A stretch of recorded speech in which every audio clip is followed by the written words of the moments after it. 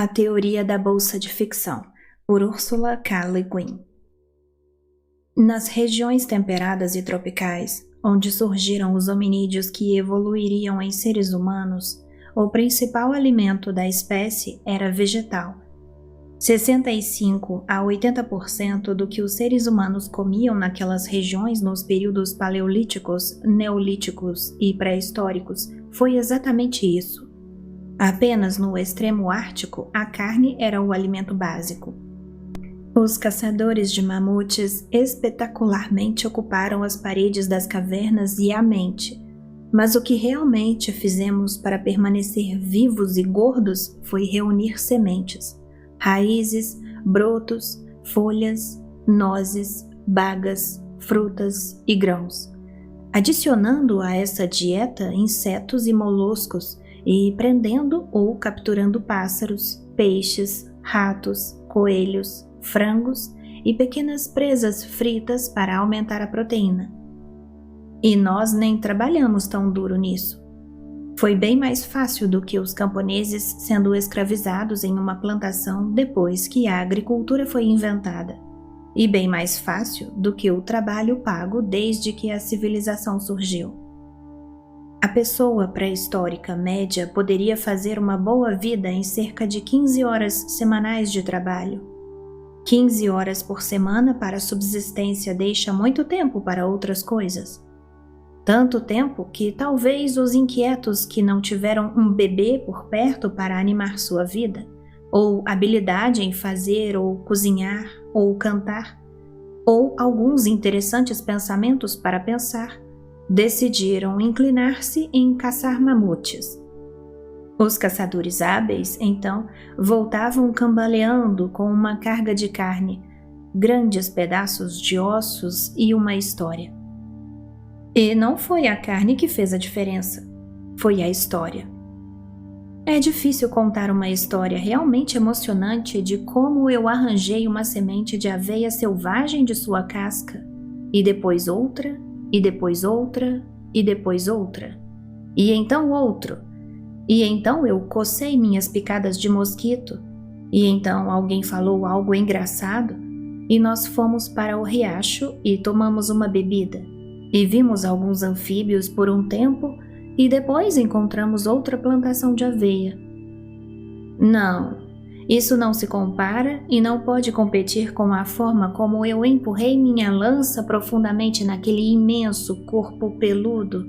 Enquanto isso, meu companheiro atravessava com outra lança aquela imensa presa que se contorcia gritando e o sangue vermelho forte e escuro jorrava para todo lado, em um fluxo forte e contínuo.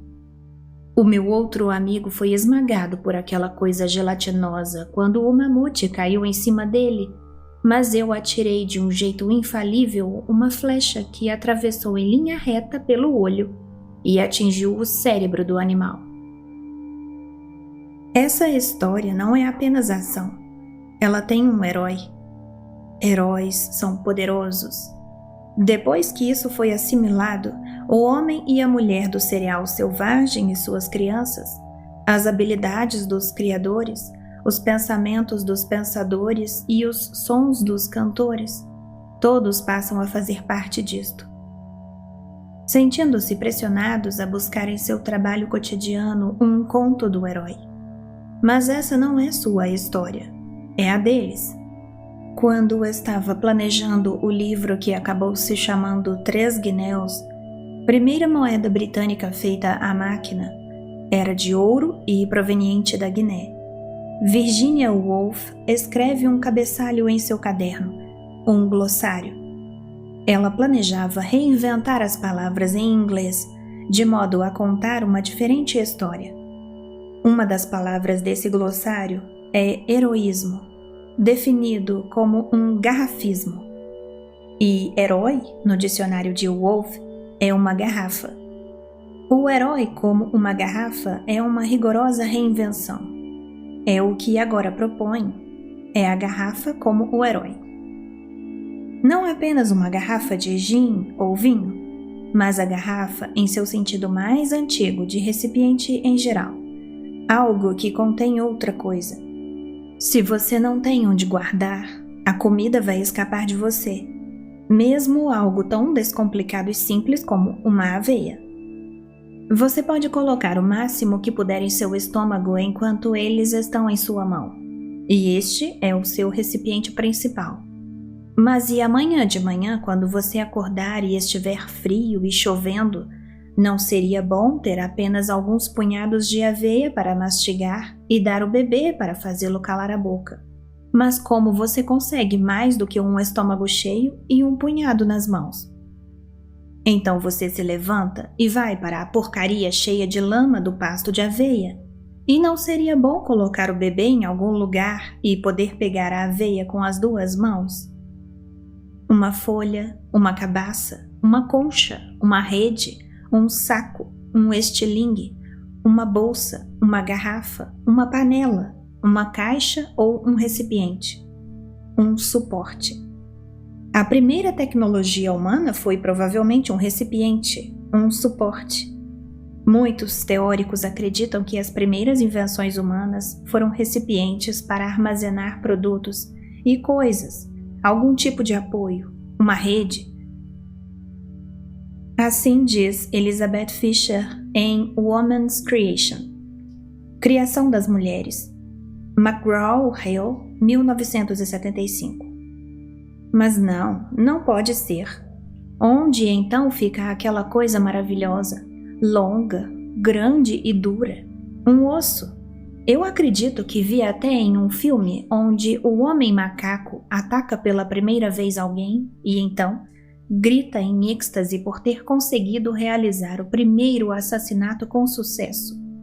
Lançado para o céu e girando, este pedaço de osso tornou-se uma nave espacial que segue seu caminho para o cosmos, onde é fertilizado e produz no final do filme um lindo feto, do sexo masculino, é claro, vagando pela paisagem láctea sem, estranhamente, qualquer útero, sem nenhuma espécie de matriz?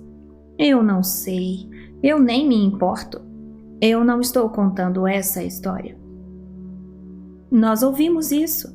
Todos nós já ouvimos tudo sobre as varas e lanças e espadas, as coisas para bater e cutucar e golpear, as coisas longas e duras.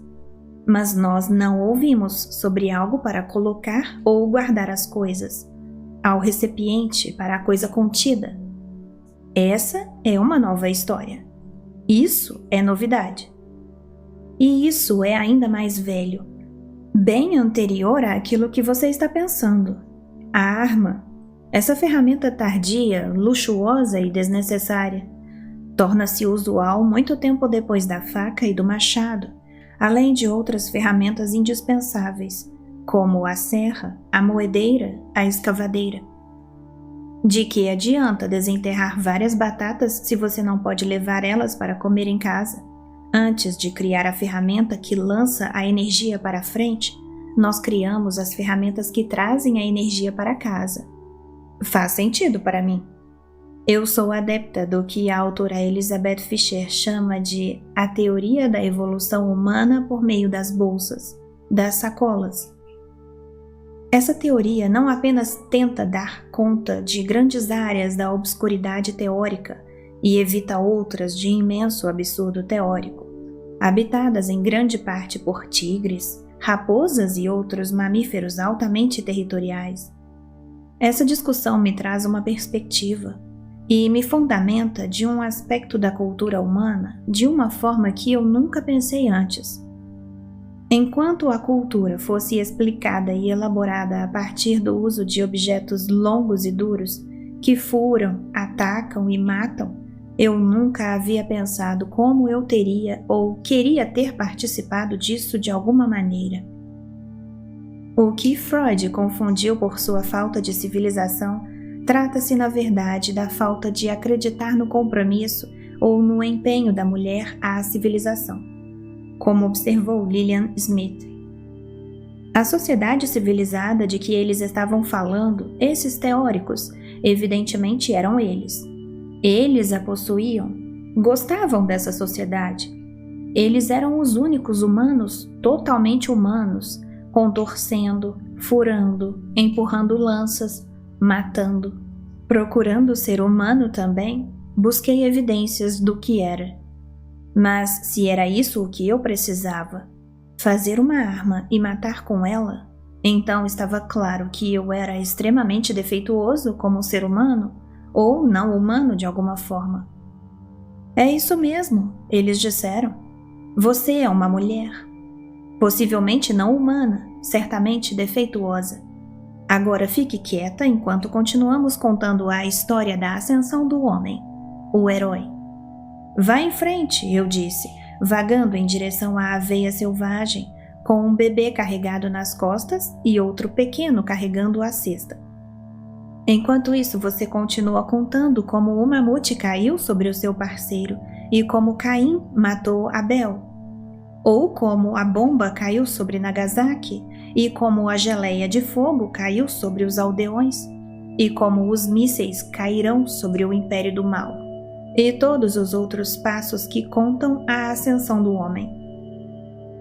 Se é uma coisa humana fazer ou buscar algo que você precisa, ainda mais porque é útil, comestível ou bonito, e neste caso você decide colocar em um saco ou uma cesta, ou enrolar em uma casca ou em uma folha, ou mesmo em uma rede tecida com seu próprio cabelo, ou seja lá o que você tenha, e depois levá-la para casa, que na verdade é outro recipiente ou bolsa, mas que guarda pessoas. E então você tira, come ou compartilha aquilo que você trouxe ou guarda para o inverno em um recipiente sólido. Ou então é alguma espécie de medicamento e você o coloca em um lugar sagrado, ou em um recipiente que na verdade é um santuário. Se é isso que precisa para tornar-se humana, sendo assim talvez eu seja uma, totalmente humana, livre e de bom grado pela primeira vez. Não, deixe-me dizer antes de qualquer coisa, um humano, mas um humano não agressivo e incombatível. Eu sou aquela mulher envelhecida e zangada, que usa poderosamente sua bolsa e atira e luta contra os arruaceiros. No entanto, nem eu nem ninguém deva me considerar heróico por isso. É apenas uma daquelas malditas coisas que você tem de fazer para poder continuar recolhendo a aveia selvagem e contando histórias. É a história que faz a diferença. É a história que escondeu minha vida. A história que os caçadores de mamutes disseram sobre bater, estuprar e matar. É tudo sobre o herói. A maravilhosa e venenosa história do herói. A história do assassino. Às vezes parece que essa história está chegando ao fim. Para que não haja mais histórias de histórias, alguns de nós aqui fora disso, aqui na aveia selvagem, em meio ao milho alienígena, achamos melhor começarmos a contar outro filme, que talvez as pessoas possam continuar a contar quando o velho filme terminar. Talvez. O problema é que todos nós nos tornamos parte da história do assassino e assim podemos terminar com isso. Por isso, é com um certo sentimento de urgência que busco a natureza, o sujeito, as palavras da outra história, a não contada, a história da vida. Não é familiar e isso não acontece facilmente sem pensar nos lábios, como a história do assassino fez. Mas ainda assim, o não contado foi um exagero. As pessoas têm contado a história da vida há séculos, em todos os tipos de palavras e maneiras. Mitos de criação e transformação, histórias de trapaça, contos populares, piadas, romances. O romance é um tipo de história fundamentalmente não heróica. É claro que o herói frequentemente assumiu o controle, sendo essa a sua natureza imperial e de impulso incontrolável, que toma tudo para si e destrói enquanto faz severos decretos e leis para controlar seu próprio impulso incontrolável de matar. Então, o herói decretou através dos seus trompetes e seus legisladores primeiro. que a forma apropriada da narrativa é a da flecha ou lança, começando aqui e indo direto para lá e ploft, atingindo sua marca, que cai morto. Segundo, que a preocupação central da narrativa, incluindo o romance, é o conflito. E o terceiro, que a história não é boa se o herói não estiver nela. Eu discordo de tudo isso. Eu diria que a forma natural e adequada do romance pode ser a de um saco, uma bolsa. Um livro contém palavras. Palavras manifestam e contêm em si ações, coisas. Eles carregam significados. Um romance é uma bolsa de mantimentos ou de medicamentos, onde misturamos e usamos mais de uma coisa e assim estaremos mantendo uma relação particular e poderosa entre cada elemento, entre nós e o outro. Uma relação entre os elementos do romance pode muito bem ser a do conflito, mas a redução da narrativa ao conflito é absurda. Eu li o manual de como escrever histórias que dizia: uma história deveria ser vista como uma batalha. E continuei buscando sobre clímax, estratégias, ataques, vitórias, pontos de virada, etc. Dentro da narrativa concebida como caixa de transporte, barriga, bolsa, casa ou caixa de remédio, conflitos, competição, estresse, luta, etc., podem até serem vistos como elementos necessários de um todo, mas o que não acredito é que sejam caracterizados como conflito ou como harmonização, pois seu propósito não é resolução nem êxtase, mas promover um processo contínuo. Finalmente, está claro que o herói não parece bem em uma narrativa bolsa. Ele precisa de um palco, ou de um pedestal, ou um pico de montanha. Você o coloca em uma bolsa e ele parece um coelho, ou uma batata. É por isso que eu gosto de romances que, em vez de heróis, eu tenho pessoas neles. Então, quando eu comecei a escrever romances de ficção científica, eu cheguei carregando esse grande e pesado saco de coisas. Minha sacola estava cheia de frouxos e desajeitados, e minúsculos grãos menores que um grão de mostarda, além de redes intrincadamente tecidas que, quando laboriosamente se desenrolavam, podiam-se ver pedaços de uma pedra azul, um cronômetro funcionando imperturbavelmente contando a hora em outro mundo e o crânio de um rato. Nesse saco estava também repleto de inícios sem fim, de iniciações, de perdas, de transformações e traduções, e muito mais truques que conflitos, muito menos triunfos do que armadilhas e delírios, cheio de naves espaciais que ficam presas, missões que falham e pessoas que não entendem. Eu disse que era difícil fazer uma história emocionante de como arrancar a aveia selvagem de suas cascas, mas eu disse que era impossível? Quem disse que escrever e contar uma história é fácil? Se a ficção científica é a mitologia da tecnologia moderna, então o seu mito é trágico. Tecnologia ou ciência moderna, usando as palavras como são usualmente usadas, em uma taquigrafia inexplicada que significa ciências duras e alta tecnologia, é fundada no contínuo crescimento econômico, ou seja, é um empreendimento heróico, hercúleo, profético, concebido como triunfo e, por fim, como tragédia. A ficção que personifica este mito foi e será triunfante, pois o homem conquista a Terra, o espaço, os alienígenas, a morte, o futuro, etc. Assim como também é trágico, pois sempre ocorre um apocalipse, um holocausto. Se não depois do triunfo, é antes dele. Se, no entanto, evita-se a flecha de matar linear e progressiva do tempo, e a modalidade do tecno-herói, ao passo que redefinimos a tecnologia e a ciência como uma sacola primeiramente cultural em vez de uma arma de dominação, um efeito colateral mais agradável surge, e a ficção científica pode ser vista como um campo muito menos rígido e estreito, não necessariamente profético ou apocalíptico, e, na verdade, menos um gênero mitológico e mais realista. É um realismo estranho, mas vivemos em uma realidade estranha. A ficção apropriadamente concebida, como toda ficção séria, por mais engraçada que seja, é uma maneira de tentar descrever o que de fato está acontecendo, o que as pessoas realmente fazem e sentem, como as pessoas se relacionam com todo o resto do vasto saco que é o mundo, este útero de coisas, esta imensa barriga que é o universo, este imenso túmulo de coisas que foram, esta história sem fim.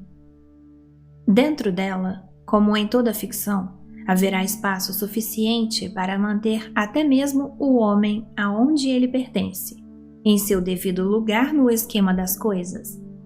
Há tempo suficiente para coletar bastante aveia silvestre e semeá-las também, e cantar para o pequeno bebê, ouvir uma piada e observar os mais novos. E ainda assim, a história não acabou. Ainda há sementes a serem coletadas e lugar na sacola das estrelas.